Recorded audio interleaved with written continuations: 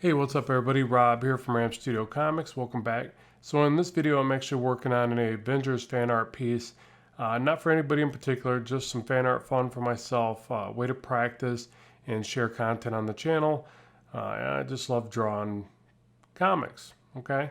And so, what I thought about doing in today's video is actually talking a little bit about that, because I'll still to this day, I'll get people that will say, hey, I've learned a lot from your Skillshare classes, or maybe taken my Udemy course, or got my book, Learn to Draw Action Heroes.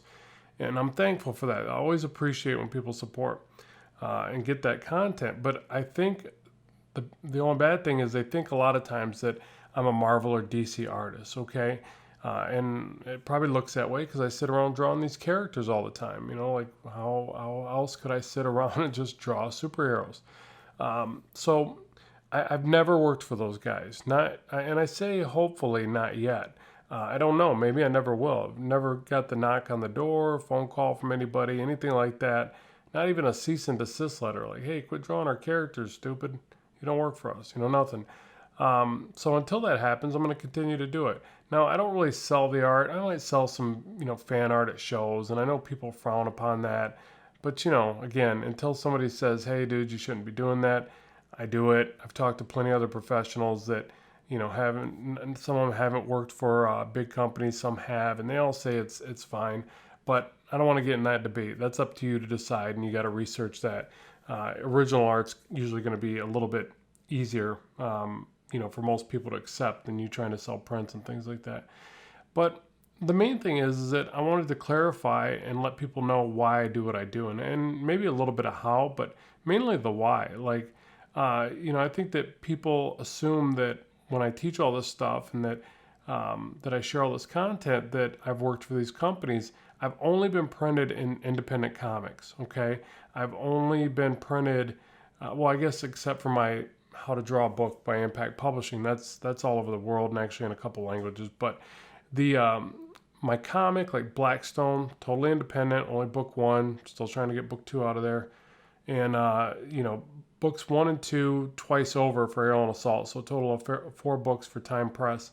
That was independent. It was picked up by Diamond, but it was still a very small distribution. Nothing like a Marvel or DC title or anything like that. And I've done covers for a variety of magazines and even like novels and things like that. Tons of logos, tons of designs, band album covers. Actually, I did a bunch of album covers. I even did one for a cohort of MC Breed, God rest his soul.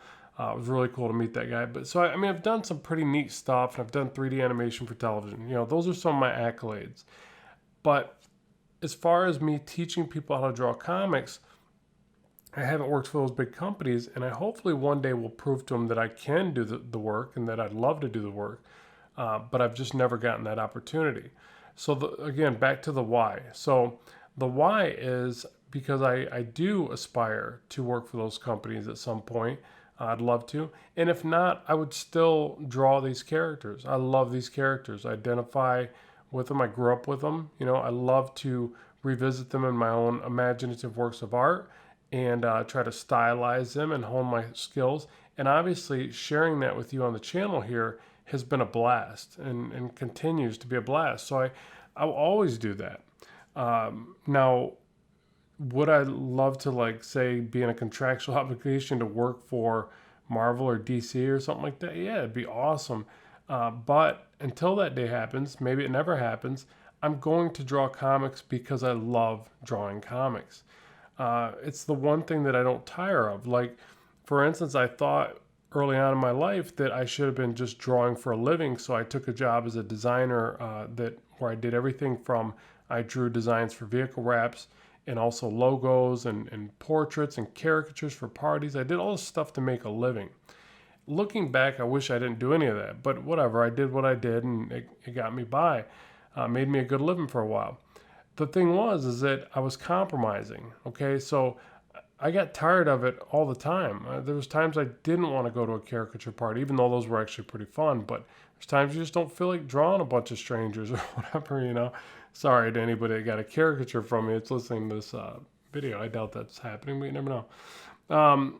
But there's times you're just tired of it. And there's times I didn't want to design somebody's logo, or I was trying to get them to see this idea and they were totally shooting it in the foot, and I knew it, and they weren't trusting my professionalism and my ability to design them a really cool logo.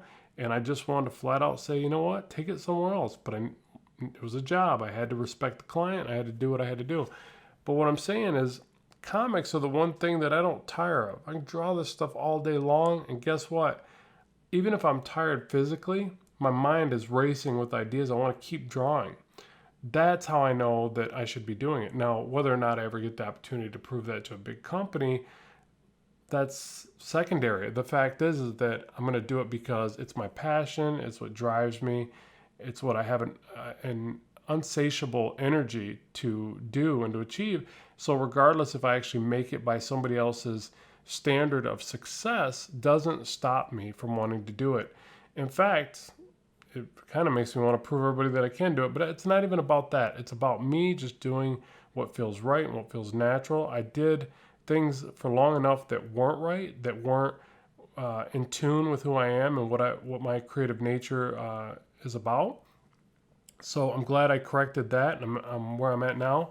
But I basically sustained my living with YouTube, teaching online, making brushes, making resources for other artists.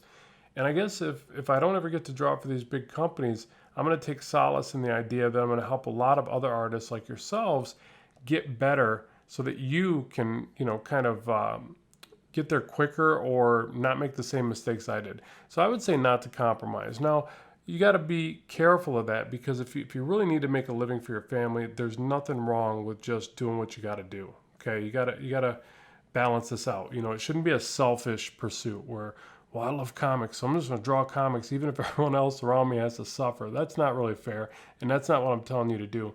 But listen to your inner self and do what you want to do for a living, because you'll never run out of fuel and fire to get it done. So hopefully you've enjoyed this video. More content is on the way real soon. As always, keep drawing, keep having fun, and bye for now.